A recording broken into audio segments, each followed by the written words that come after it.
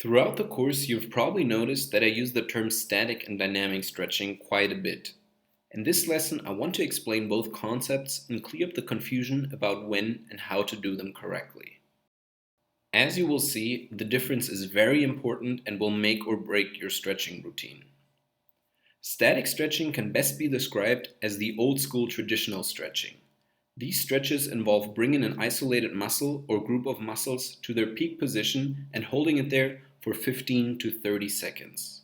Stretches like the hurdler stretch, where you sit with one leg out in front of you and grab your toes, is a good example of a static stretch. Static stretching is the most common form of stretching found in general fitness, and it is safe and effective for improving overall flexibility when done right. There are a few advantages of static stretching. First, it is really easy to do. Static stretching requires little to no equipment and can be done on the spot. Most stretches are fairly easy to learn and can be performed by beginners and advanced trainees alike. Another is improved flexibility. One of the great benefits of stretching is improved flexibility. Static stretching directly increases the flexibility in your knees, hips, shoulders, and ankle joints. And enhancing your flexibility will allow you to move more freely and efficiently. If done correctly, static stretching can also help alleviate stress. Static stretching can be relaxing both physically and mentally. The stretches you perform should be comfortable and require minimal exertion. This can give your body and brain a chance to relax. Taking deep, slow breaths is recommended while performing static stretches. It will also help balance your body. Like I mentioned before, poor flexibility in one or more muscle groups can lead to muscular imbalances and poor posture. Tight muscles pull on joints and can slowly create a shift in your body's alignment. People with musculoskeletal imbalances appear to be more prone to injuries. Reduced range of motion can be influenced by lack of regular movement or overuse of certain muscles. For example, runners often have tight hip flexors, the muscles that connect the front of the hip to the thigh. So they really benefit from static stretches for that muscle group. Now, dynamic stretching on the other side is somewhat different from static stretching. It means the stretch is performed by moving through a challenging but comfortable range of motion repeatedly.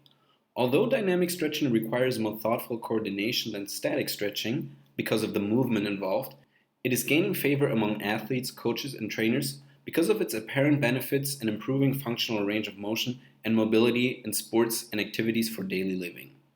An example of dynamic stretching are arm circles or leg swings.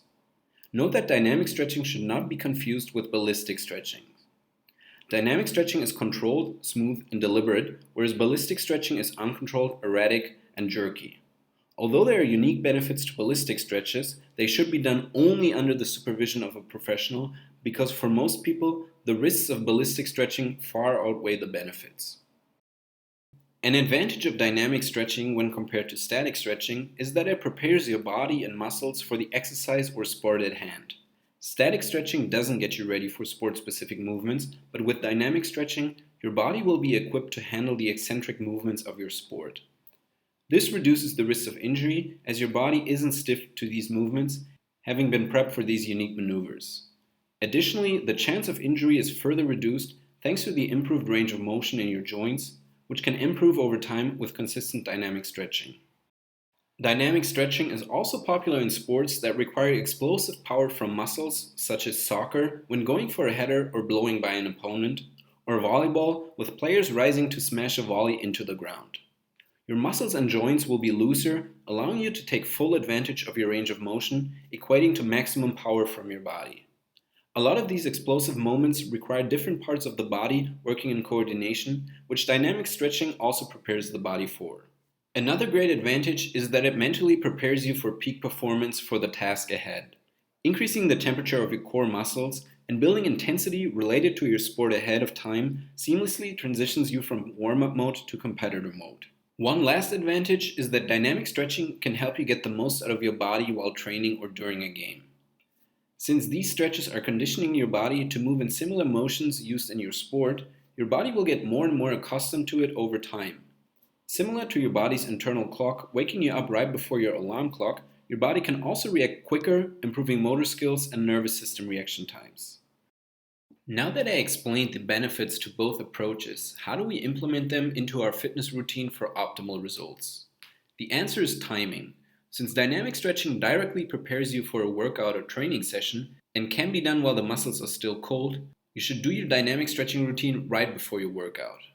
And as you know, static stretching should always be done when muscles are already warmed up and never when they're cold. This is why it's best to do static stretching only after your workout. In the next few lessons, I will show you the most important dynamic and static stretches and a number of routines that will prepare you for any workout.